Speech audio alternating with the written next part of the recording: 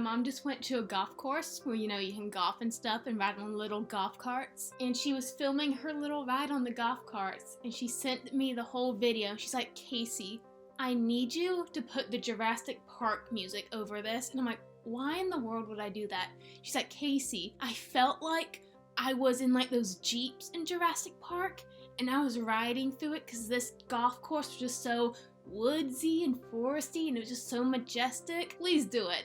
So I did, and I'll put a little clip of it here if I have it.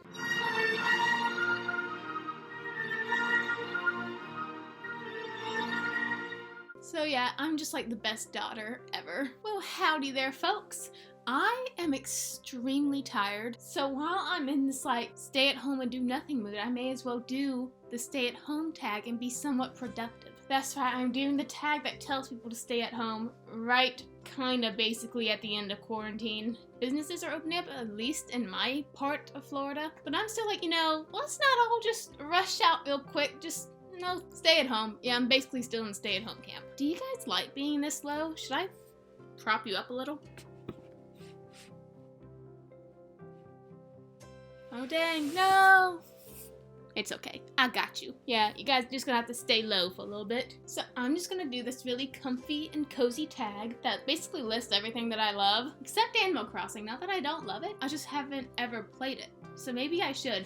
I didn't know how many people love Animal Crossing, but basically, since the new one came out, New Horizons, I think, that's all I hear about on booktube, sometimes even more than books. But since I am indeed laying in bed, let's start with the first prompt. I'm looking at it on my screen right now. The first prompt is laying in bed, a book you could / have read in a day. This actually ties in with another prompt, which is FaceTime, a book you were gifted, because I read this book in a day and it was given to me by a good friend for like my 13th or 14th birthday. It's to this day the only book someone has ever given to me, and that was The Hunger Games, the whole trilogy. My friend from Tallahassee, you know who you are if you're watching this, she and her family gave me the series.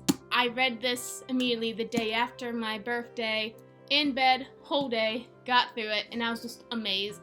Hunger Games is dope. I love it. When I first read this book, it has a first-person present tense, and it was my first time ever reading that kind of style, and I wasn't really a fan at first, but now I'm like, hey, it's fun. And let me tell you, I was an extreme Team Gale person when I read these books, but now I'm like, I can't stand Gale. And the day after I finished this, I read Catching Fire in one day, but then I read Mockingjay, and I had no idea what was going on. It took me forever to finish that book. Just stuff wasn't clicking in my head with that book when I read it. So I ended up like hating Mockingjay, but then I reread the series like a couple years later, and I loved Mockingjay. So I don't know what was happening with that first read. The next prompt is snacking, a guilty pleasure book. I've learned not to eat while I'm reading because I'm messy and clumsy, and I have spilt hummus on my book before. But my guilty pleasure, I have one, and I have this sense of guilt because I hate this series, but this is like a spin-off of the original series. And hold on, have you guys ever read the Fallen series? One day I will talk about this, but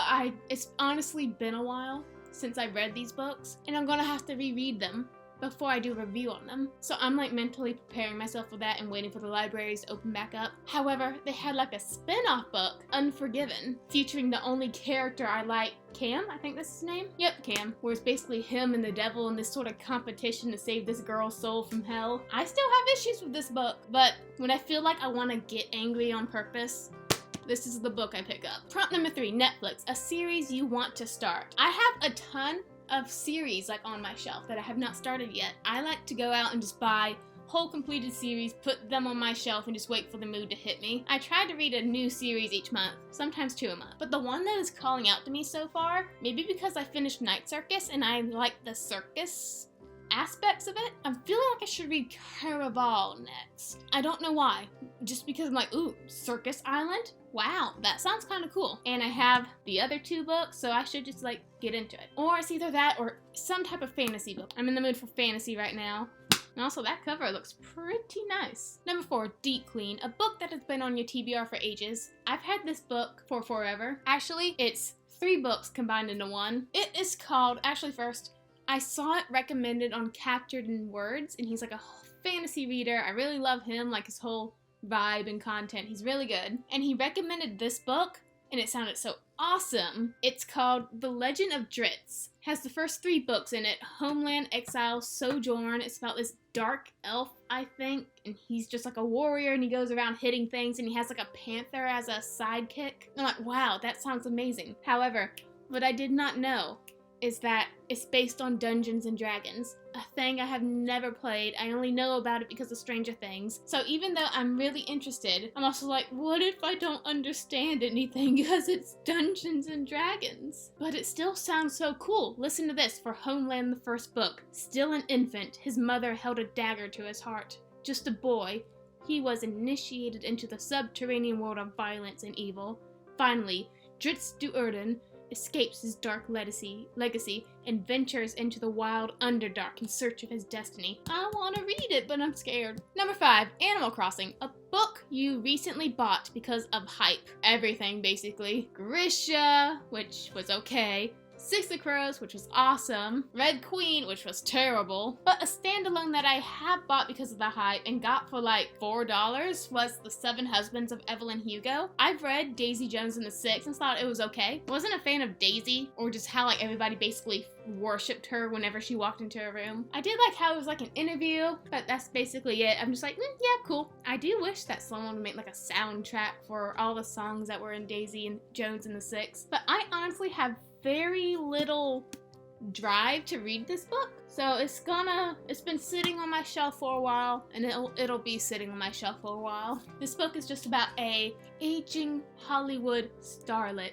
who has decided to tell all her life stories, spill all the beans, spill the tea, spill everything related to gossip to this up-and-coming reporter, especially about all the husbands she had. Like, I want to know how she ended up with 7 husbands. That's quite an accomplishment, but I'm also like,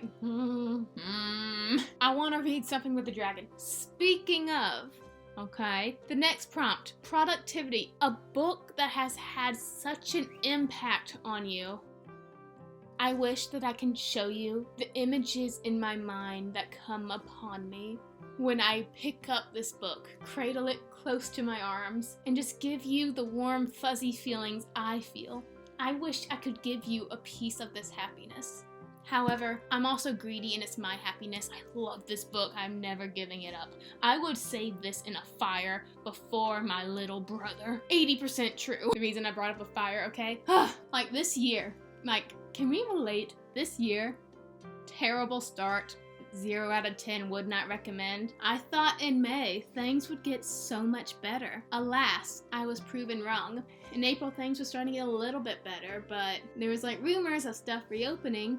Oh my gosh, I hear my chicken nuggets. Hold on, I'll be right back. I can't let my chicken nuggets burn. Okay, I'm back. I have eaten the chicken nuggets. I am energized and we are good to go. What was I talking about? Fire. Yeah, in May, because I live in Florida, so in our area, northern Florida, like a gigantic fire started kind of where I live, and it all started because some guy decided to burn his trash when he should not have been burning his trash. So we had a giant fire. 2 people I know have lost their homes, and one of these guys, he was actually interviewed, and he said the only thing that he took was like a leaf blower and a weed whacker.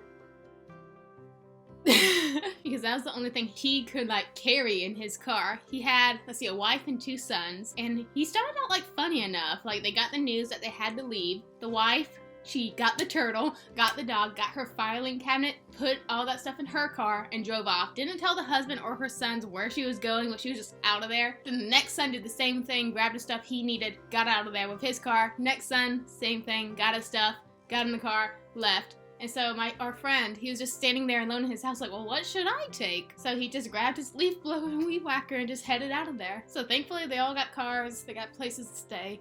But then my brother came up to me, he's like, Casey, what would you save in a fire? And so I told him, I said, I'd take my laptops, my wallet, toiletries if I could grab them, and my inheritance cycle books, because I ain't leaving anywhere without them. He wanted me to time him as he like gathered all the stuff he would get out of a fire. So he got his laptop, his money. My brother, he has like a gigantic shoebox filled with loose change under his bed. So he was really upset in this like fake fire we were having that he couldn't take his box full of pennies, but I told him just to grab the dollars and hurry up. He grabbed his shoes, but then like he waddled out of his room with like all his stuff in his arm, and he had 6 hats in his hand. 6 hats. Like, Colby, out of all the stuff in your room, besides the electronics, you would save the hats. The stuff you can get at gas stations for like $10. And he, without any shame, said yeah. I have no idea now how this tied into like a book that has impacted me, but oh my gosh, ELDEST is the best book of all time, and there are so many secrets in this book I want to tell you, but they're all spoilers, so you just need to go read them right now. Well, read Aragon first, then read ELDEST. Self-care. What is one thing you have done recently to look after yourself? Okay, right now I'm in pain.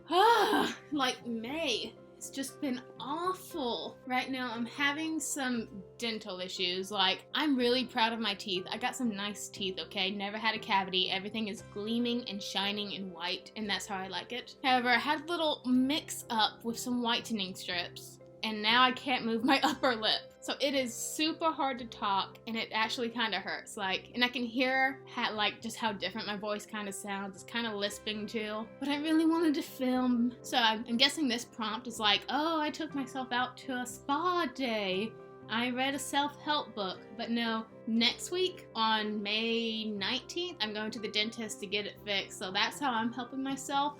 Hopefully it'll solve my problem and I'll be back to normal. Good thing I've like pre-filmed a bunch of videos, because if I hadn't, I wouldn't be posting videos for a while, because you know, I gotta talk with my mouth and I don't want to be in pain. But yeah, hopefully by the wrap up for May, this will all be better. I wanted to do a whole other separate Shatter Me trilogy review, like its own video, but it's just gonna have to wait for the wrap up because I just don't want to talk any more than I need to. But I did want to do this tag because everyone else is doing it and it's just fun. And this is a good last question. Bonus. Name a book coming out soon. We got so many good books coming out. We have the Hunger Games prequel, which is coming out in like 4 days, I think, when I'm filming this. No, I don't know, but it's coming out soon. I keep getting emails about it. We have the new Twilight book, which I'm excited for it. And I haven't read Twilight since I was 21. So maybe I need to read some Twilight before it comes out. Also, Christopher Paolini's new book. Christopher Paolini! Ow. Like my teeth, I have like, I'm not gonna bore you with the details. It's like gross dentist stuff. Okay. He's coming out with his new sci-fi book and I am excited. Also, I think we are getting the 3rd book in the Kingkiller Chronicles. Kavoth, Name of the Wind, Wise Man's Fear. I think we are. V.E. Schwab is also coming out with a cool book. Something about something life of something chase. Put the picture up here. I don't know what it's called. So 2020 is going to be a good year for book releases. And now, because I am officially dying in my mouth, I'm going to tag some wonderful friends. And who hasn't done this tag yet? I'm going to have to search for it. And I don't like doing that. I like saying the name and saying something about the channel. But right now, I can't think of one person who's done this or hasn't done it. So I am going to check out of here. I'm going to go find something else to eat with my chicken nuggets. And I will see you guys later. You beautiful gators. Yeah.